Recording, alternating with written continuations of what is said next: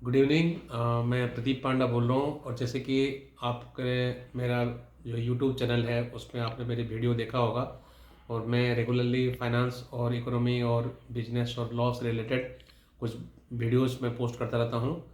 आज हम जिस टॉपिक के ऊपर बात करेंगे, एक फाइनेंशियल वर्ल्ड में और ये हमारे जो इक्विटी मार्केट्स के वर्ल्ड में और स्टॉक एक्सचेंज के वर्ल्ड में बोले तो एक बहुत बड़ा चेंजेस जो आने वाला है उसके ऊपर हम बात करेंगे। जो जो लोग भी स्टॉक मार्केट में इन्वेस्ट करते हैं तो वो दो टाइप में स्टॉक मार्केट में इन्वेस्ट करते हैं। एक तो किसी भी कंपनी का आईपीओ आता है तो उसमें अप्लाई करते हैं और उनको अलॉटमेंट आता है तो उनके डिमैट अकाउंट्स में आ जाता है। उसको वो रखते हैं कुछ दिन तक और बहुत दिन तक भी रख सकते हैं, उसके बाद बेच देते हैं, उसको प्रॉफिट कमाते हैं।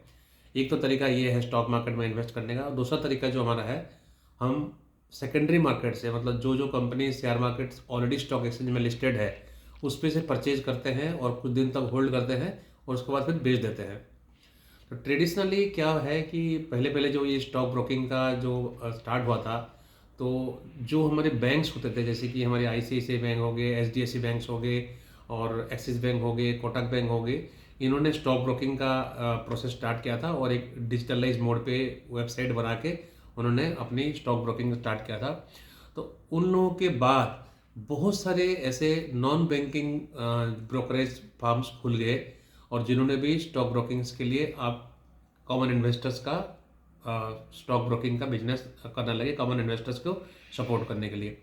तो यहाँ पर क्या चेंजेस हो गया, बेसिकली बहुत बड़ा चेंज हुआ था कि जो बैंकिंग कंपनी जो स्टॉक ब्रोकिंग का काम शुरू किए थे, उनके केस में क्या होता है कि जब हम कोई शेयर को परचेज करते हैं तो तभी आपके बैंक अकाउंट से डेबिट होती है, और जब हम किसी शेयर को सेल कर देते थे तो वो हमारे बैंक अकाउंट्स में आके क्रेडिट हो जाता था। बट जो नॉन बैंकिंग ब्रोकरेज होते हैं, मैं नाम नहीं लूँगा, बहुत सारे नॉन बैंकिंग ब्रोकरेज फार्म आज की डेट में हैं। और बहुत सारे ब्रोकरेज फार्म तो आप अगर स्टॉक मार्केट में इंटरेस्ट लेते हैं तो आपको पता होगा कि वो जीरो ब्रोकरेज पे भी काम कर रहे हैं, जीरो ब्रोकरेज में। तो जो एक ब्रोकर जिसका कि मेन कमीशन जो है ब्रोकरेज होना चाहिए, तो वो एक जीरो ब्रोकरेज में कैसे काम कर सकता है? तो डेफिनेटली कुछ कैच है उसमें। तो वो चीज़ जो है पिछले काफ़ी सालों से चलते आ रहा है कि वो, और अभी तो बहुत सारे कंपटीशन हो गई ब्रोकरेज फार्म में कि भैया हम तो जीरो में करेंगे और चार्जेस बहुत कम है, 10 रुपीज़ 20 रुपीज़ में पर ऑर्डर के बेसिस पे भी काम कर रहे हैं। तो इसमें एक बहुत बड़ा बदलाव आने वाला है जिसके बारे में मैं चर्चा करना चाहता हूँ। तो ये जो ब्रोकरेज फार्म है, इनके लिए बहुत बड़ा एक सरप्राइज रिसेंट पास्ट में आया है, क्योंकि सेबी जो है एक ऐसी एक नई प्रोसेस लेके आने वाला है जिसमें क्या होगा कि जब हम शेयर परचेज करते हैं इस तरीके का नॉन बैंकिंग ब्रोकरेज माल फार्म से, तो हम एक मोटा अमाउंट इनके अकाउंट्स में ट्रांसफ़र कर देते हैं और उसी पैसे में से वो लोग अपना परचेज करते रहते हैं और उसके बाद फिर आपके अकाउंट्स को, लेजर को मेंटेन करते रहते हैं। तो एक बड़ा अमाउंट जो है इनके पास पड़ा रहता है इस ब्रोकरेज फार्म को। तो सेबी को ये चीज़ पसंद नहीं है, क्योंकि पिछले दिनों में, पिछले 3 साल 4 साल में बहुत सारे छोटे मोटे ब्रोकरेज फार्म्स कोलैप्स हो गए हैं। और जब छोटे मोटे ब्रोकरेज फार्म्स कोलैप्स हो जाते हैं उस केस में क्या होता है कि जो इन्वेस्टर्स का पैसा उनके पास पड़ा हुआ होता है, जो टेम्पररी बेसिस में लेजर लेजर अकाउंट में पड़ा होता है, वो पैसा उनका डूबने का पूरे के पूरे चांसेस है, जो कि बहुत बड़ी रिस्की मामला है। तो कुछ कुछ बड़े ब्रोकरेज फार्म में भी स्कैम हुआ है, फंसे हुए हैं। मैं नाम लेने में नहीं हिचकिचाऊंगा। कार्वी स्टॉक ब्रोकिंग, आपको पता होगा, कार्वी स्टॉक ब्रोकिंग एक ज़माने में टॉप 5 स्टॉक ब्रोकर के नाम पे आता था, लेकिन वहाँ पर बहुत बड़ा प्रॉब्लम हुआ। इन्वेस्टर्स की पैसा वहाँ लेके कैसे मिसयूज करते थे उस पैसे के, इन्वेस्टर्स को लेके। तो उसके बाद सेबी को एक सबक मिला और सेबी ने भी इस पर दिमाग लगाना शुरू किया और ऐसे कुछ वे आउट निकालने के लिए शुरू किया उन्होंने कि जो इन्वेस्टर्स का पैसा स्टॉक ब्रोकर के पास पड़ा होता है, जिस पैसे को वो लोग यूज करके इंटरेस्ट कमाते हैं, तो उसको कैसे मिनिमाइज किया जाए। मतलब ऑपरेशनली देखेंगे तो वो बहुत अच्छा है, मतलब स्टॉक ब्रोकर के लिए भी अच्छा है, इन्वेस्टर्स के लिए भी अच्छा है, क्योंकि बार बार उनको पैसा ट्रांसफर करने की जरूरत नहीं पड़ता। एक पर्टिकुलर पैसा ट्रांसफर कर दिया और उसी पैसे में से वो लोग अपना अकाउंट्स को पूरा मैनेज करते थे। लेकिन अगर सारे इन्वेस्टर्स का पैसा को मिला के देखेंगे तो वो बहुत बड़ा अमाउंट है। मैं एक ब्रोकर फर्म का, एक न्यू एज ब्रोकर फर्म का नाम नहीं लूँगा, बट मेरे पास जो फिगर्स है, उस ब्रोकर के पास इन्वेस्टर्स का करीब करीब 14,000 करोड़ रुपया आइडल फंड्स पड़ा होता है। 14,000 करोड़ फंड्स अमाउंट बहुत बड़ा होता है, मतलब at any given point of time में 12,000 13,000 करोड़ रुपया पैसा उनका पड़ा होता है। तो उसी पैसे को यूज करके वो इंटरेस्ट कमाते हैं।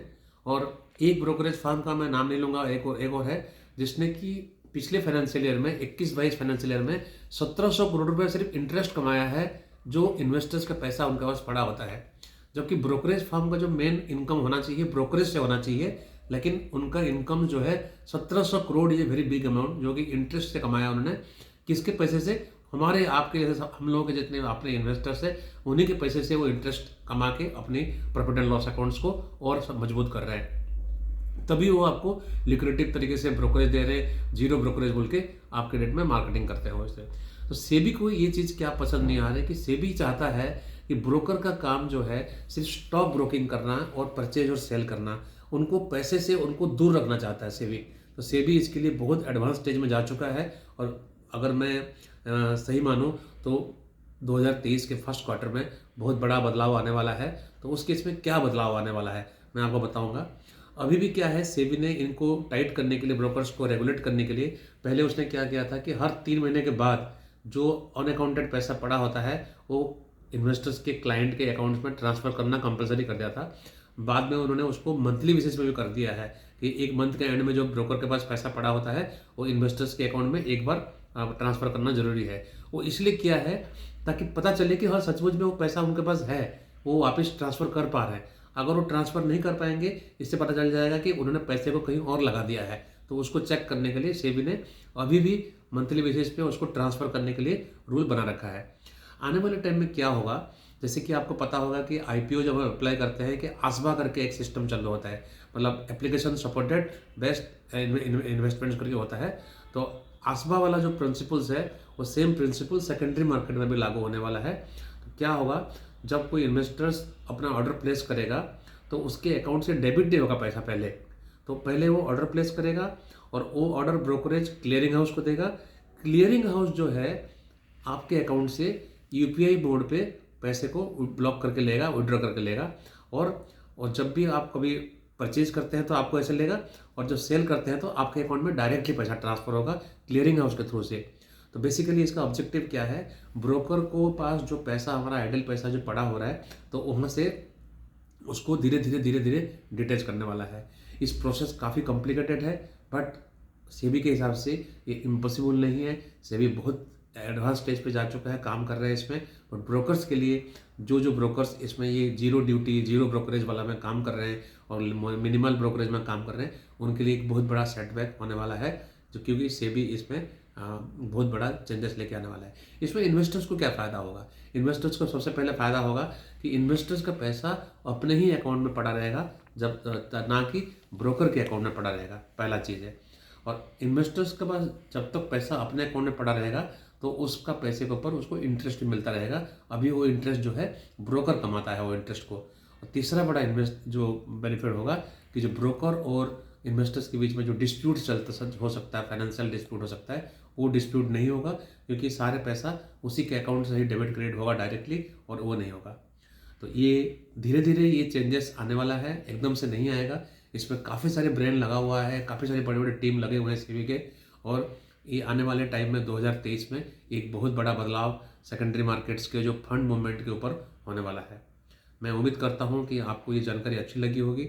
आपको अगर ये अच्छा लगा ये फैक्ट और ये डेवलपमेंट, तो प्लीज़ मेरी इस वीडियो को आप आगे फॉरवर्ड कीजिए अपने फ्रेंड सर्किल में, और प्लीज़ उनको रिक्वेस्ट कीजिए कि सब्सक्राइब करने के लिए, और आप भी इसको सब्सक्राइब कर दीजिए और बेल आइकन को प्रेस करना मत दबाइए।